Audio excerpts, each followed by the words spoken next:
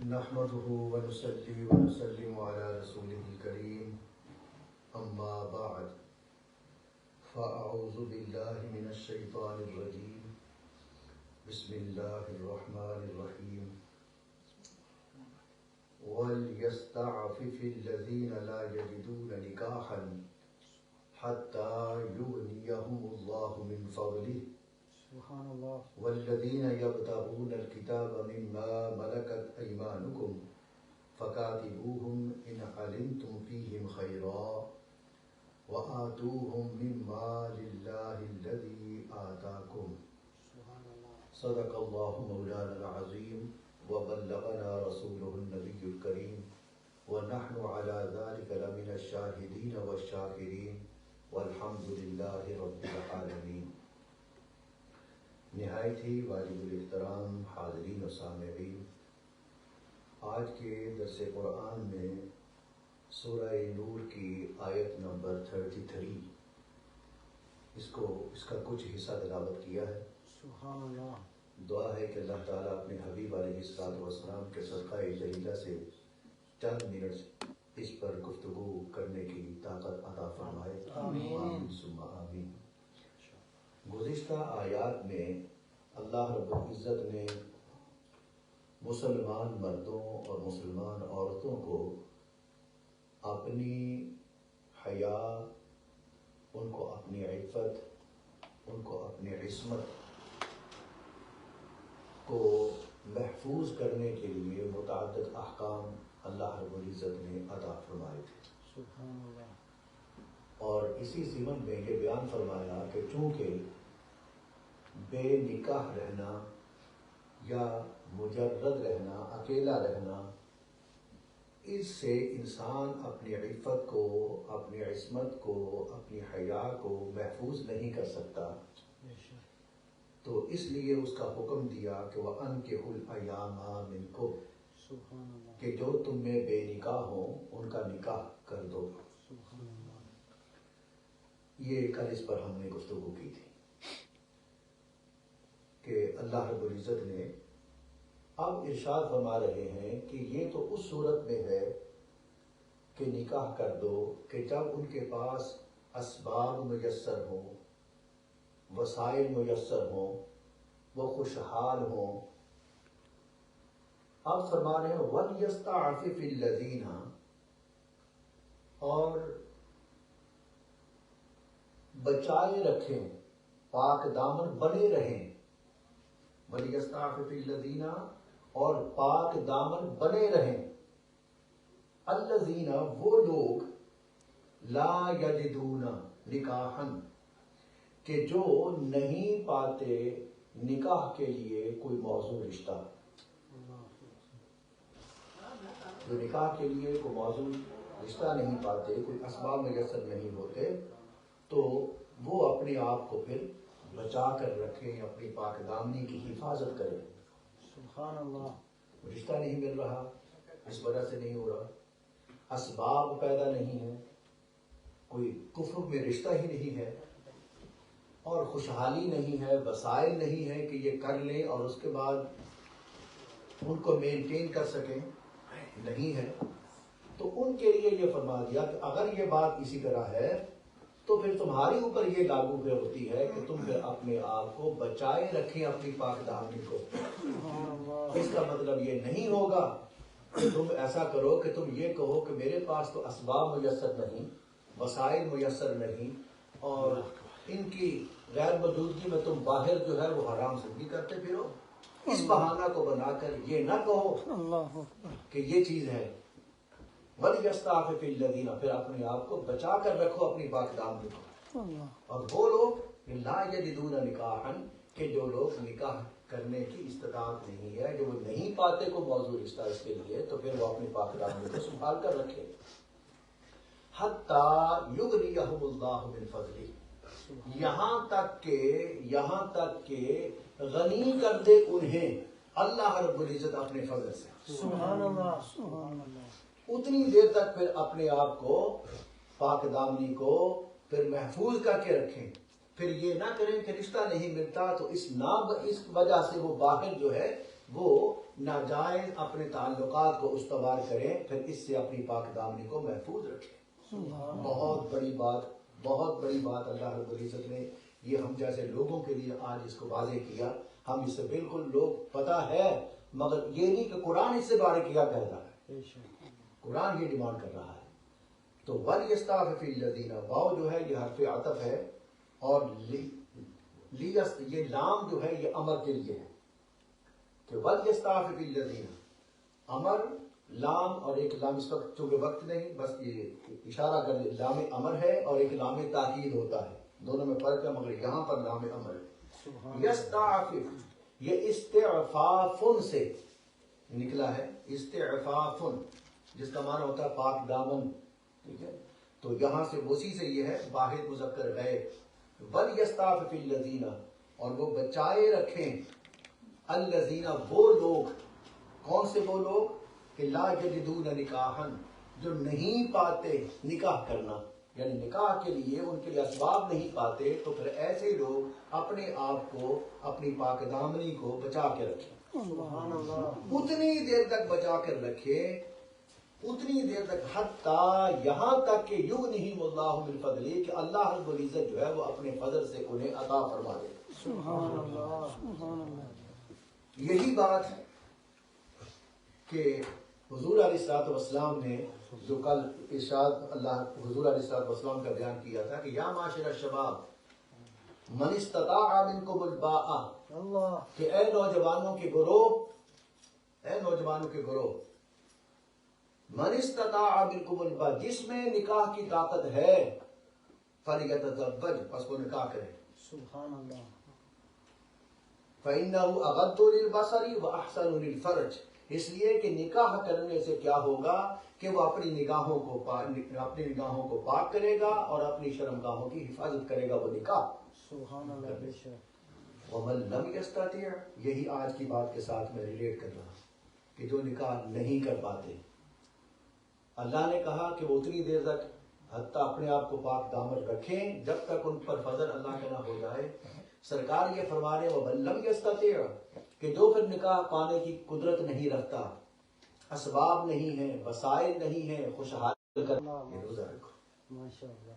آج ہم کون اس پر عمل کرتا ہے؟ اگر دین پر چلے تو یہ انسان بالکل سیدھی لائن پر صراط مستقیم پر چلتا ہے۔ سبحان اللہ۔ تو یہ فرما رہے ہیں بلا کہ وہ اپنے آپ کو یہ کرے، حتیٰ یغنیہم اللہ من فضلہ۔ یہ نکاح بڑی اہم چیز ہے۔ نکاح ہے کیا؟ نکاح ہے کیا؟ نکاح جو ہے یہ ایک سوشل کانٹریکٹ ہے کہ جس کے نتیجے میں مرد و عورت ایک دوسرے کے لیے حلال ہو جاتے ہیں۔ یہ ایک سوشل کانٹریکٹ ہے جس کے تحت مرد و عورت ایک دوسرے کے لیے حلال ہو جاتے ہیں، جس کے نتیجہ میں یہ حلال ہو جاتے ہیں، اور پھر یہ دونوں یعنی مرد و عورت، ہسبینڈ اینڈ وائف، میاں بیوی جو ہیں، یہ اللہ اور بندوں کو گواہ بنا کر، وہ جو سامنے بیٹھے جن سے نکاح ہو رہا ہے، جس کے لیے دو تو ضروری ہے نا گواہ، جی باقی جو ہے وہ تو جب شادیاں ہوتی ہیں تو کثیر ہوتے ہیں، تو وہ دو مرد و عورت جو ہیں، ہسبینڈ اور وائف جو ہیں، یہ میاں بیوی جو ہیں، یہ اللہ اور ان بندوں کو گواہ بنا کر وہ یہ وعدہ کرتے ہیں کہ ہم یہ وعدہ کرتے ہیں اللہ کہ ہم دونوں جو ہیں وہ ایک دوسرے کے حقوق کو ادا کریں گے۔ سبحان اللہ۔ وہ دونوں جو ہیں وہ اللہ اور بندوں کو گواہ بنا کر یہ وعدہ کرتے ہیں کہ ہم ایک دوسرے کی عزت کا تحفظ کریں گے، سبحان اللہ۔ ایک دوسرے کی حفاظت کریں گے، ایک دوسرے کی جان و مال کا خیال کریں گے، ایک دوسرے کا لباس بنیں گے۔ یہ ایک چیز ہے نکاح کی۔ اگر یہ مقصد ہو، اس مقصد کے تحت، تو پھر اللہ رب العزت اس میں برکت ڈالتا ہے۔ سبحان اللہ۔ اس لیے کہا حتیٰ یغنیہم اللہ من فضلہ، جب تک نہیں اللہ کا فضل ہوتا اتنی دیر تک، مگر دعا کرتے رہو اللہ سے، اللہ تمہاری مدد فرمائے گا۔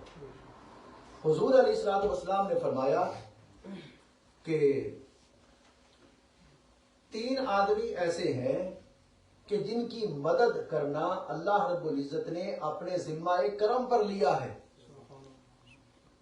3 آدمی ایسے ہیں کہ جن کی مدد کرنا اللہ رب العزت نے اپنے ذمہ کرم پر لیا ہے، یہ نہیں کہہ سکتے ذمہ داری لی ہے، ذمہ کرم پر لیا ہے۔ سبحان اللہ، اللہ رب العزت کسی کی ذمہ داری نہیں، ذمہ کرم پر لیا ہے، یہ اس کا بڑا احسان ہے کہ یہ کر دے، ذمہ کرم پر لیا ہے کہ ایک وہ شخص کہ جو نکاح کرنے والا ہے وہ اپنی پاک دامنی کی نیت رکھ کر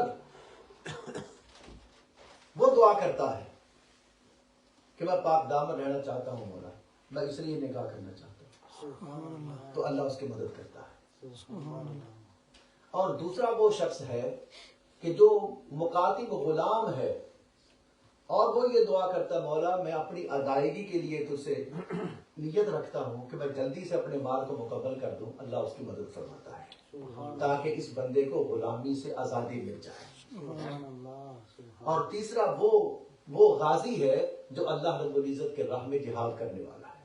سبحان اللہ، تو اگر بندہ اس نیت کے ساتھ اللہ سے کچھ سوال کرتا ہے، اس سے مانگتا ہے، تو اللہ رب العزت اس کی مدد کرتا ہے۔ مکاتب غلام جو ہے جس کا بھی اس میں بھی ذکر ہے کہ والذین یبتغون الکتاب، اور وہ لوگ جو مکاتبت چاہتے ہیں، مما ملکت، جو لوگ مکاتب بننا چاہتے ہیں، ٹھیک ہے، تو یعنی تمہارے غلاموں میں سے، یعنی مالکوں سے بات کی جا رہی ہے جو آقا ہے ان کے، کہ تمہارے غلاموں میں سے جو مکاتب بننا چاہتے ہیں تو فکاتبوہم، تو بس ان کو مکاتب بنا دو، سبحان اللہ، ان کو مکاتب بنا دو۔ مکاتب وہ ہوتا ہے، مکاتب اس غلام کو کہتے ہیں کہ جو غلام اپنے آقا سے یہ کہے کہ اے میرے آقا، اے میرے مالک، میں اتنی مدت کے اندر اتنی رقم تجھے ادا کر دوں گا اور اس کے بدلے میں تو مجھے آزاد کر دے، سبحان اللہ، یا یہ کہے کہ میں فلاں فلاں خدمت تیری انجام دے دیتا ہوں، فلاں فلاں تیرا کام کر دیتا ہوں، اس کے عوض یا اس کے بدلے میں تو مجھے آزاد کر دے، اور وہ اس کے کہہ دے کہ ٹھیک ہے، ان کے درمیان یہ معاہدہ ہو جائے، تو اس معاہدہ کو کہتے ہیں شریعت کی روح سے مکاتبت۔ کیا کہتے ہیں؟ مکاتبت۔ اور معاہدہ کرنے والا جو غلام ہے اس کو کہیں گے مکاتب۔ سبحان اللہ، اور جب یہ معاہدہ ہو جائے تو معاہدہ ہونے کے بعد اللہ رب العزت یہ حکم دے رہا ہے کہ پھر تم اس غلام کی آزادی میں بے جا رکاوٹیں نہ ڈالو، سبحان اللہ، کہ جب یہ معاہدہ ہو جائے تو پھر یہ ہے کہ اس کی راہ میں رکاوٹیں نہ ڈالو، پھر اس کی آزادی کی طرف جانے دو، سبحان اللہ، بلکہ یہ کہا کہ وَآتُوهُم مِّن مَّالِ اللَّهِ الَّذِي آتَاكُمْ، بلکہ اللہ نے جو تمہیں دیا ہے نا، ان کے اس مکاتبت کو دور کرنے کے لیے، ان کی اس پریشانی کو دور کرنے کے لیے کہ ان کی ادائیگی میں جو کمی آ جائے، تو تمہیں جو اللہ نے مال دیا ہے نا اس مال میں سے ان کی بھی مدد کرو۔ اللہ اکبر، سبحان اللہ، وَآتُوهُم مِّن مَّالِ اللَّهِ الَّذِي آتَاكُمْ، جو اللہ نے تمہیں مال دیا اس کی بھی ادا کرو۔ ان کے حقوق، یعنی اتنے حقوق اللہ نے بیان فرمائے۔ کتابوں میں آتا ہے حضرت سیدنا عمر فاروق رضی اللہ تعالی عنہ کے زمانہ میں ایک غلام تھا اور اس کی مالکہ تھی، کوئی عورت تھی، تو غلام نے اس سے کہا کہ میں تجھے اتنی رقم ادا کر کے تو میں تجھ سے مطالبہ کرتا ہوں کہ مجھے آزادی دے دینا، اتنی مدت کے اندر میں اتنی رقم ادا کر دوں گا۔ دونوں میں یہ بات طے ہو گئی، اور اس کو کیا کہیں گے جو معاہدہ بن گیا؟ مکاتبت، اور جو غلام تھا وہ بن گیا مکاتب۔ تو اس غلام نے کیا کیا؟ اس غلام نے یہ کیا کہ اتنی مدت سے پہلے جتنی رقم اس نے کہی تھی وہ ساری کی ساری یکمشت اکٹھی کر کے وہ لے آیا، اپنی مالکہ سے کہا کہ یہ جو میں نے معاہدہ تم سے کیا تھا تو میرے پاس پیسے ہو گئے، تو لہٰذا میں تجھے دیتا ہوں کہ یہ لے لو۔ سبحان اللہ، اس نے کہا کہ نہیں، میں یکمشت پیسے نہیں لینا چاہتی، اللہ، میں تو سال ب سال لینا چاہتی ہوں، یا ماہ بہ ماہ لینا چاہتی ہوں، منتھلی لینا چاہتی ہوں، یا سال سال کے بعد دیا کر مجھے تب میں دوں گی، مگر اکٹھے نہیں لینا چاہتی، وہ بھی اپنے انڈر رکھنا چاہتی۔ وہ گئی سیدھا سیدنا عمر فاروق رضی اللہ، وہ کیا سیدھا غلام سیدنا عمر فاروق رضی اللہ تعالیٰ عنہ کے پاس، اور جا کر یہ ساری کہانی سنائی اور یہ شکایت کی اپنی مالکہ کی۔ تو سیدنا عمر فاروق رضی اللہ تعالیٰ عنہ نے فرمایا کہ ایسا کرو کہ وہ ساری رقم بیت المال میں جمع کرا دو، سبحان اللہ، اور اس کی مالکہ کو پیغام بھیجا کہ آپ کی ساری رقم بیت المال میں موجود ہے، چاہو تو ہم ساری رقم یکمشت آپ کو دے دیتے ہیں، اور نہیں تو ہم سال بسال یا ماہ بماہ آپ کو ادا کرتے رہیں۔ سبحان اللہ، ماشاء اللہ، ماشاء اللہ، کیسا اسلام ہے۔ اس کو کہا کہ بیت المال میں جمع کرا دے اور تو آزاد ہے، تو چلا جا، تو آزاد ہے، اور اس کو پیغام دے دیا کہ تیری رقم یہاں پر موجود ہے، چاہے تو اکٹھی دے لے اور نہیں تو ہم بیت المال سے تجھے سال بر سال جیسے تو پسند کرتی ہے یہ ماہ بماہ ہم تجھے ادا کر دیں گے۔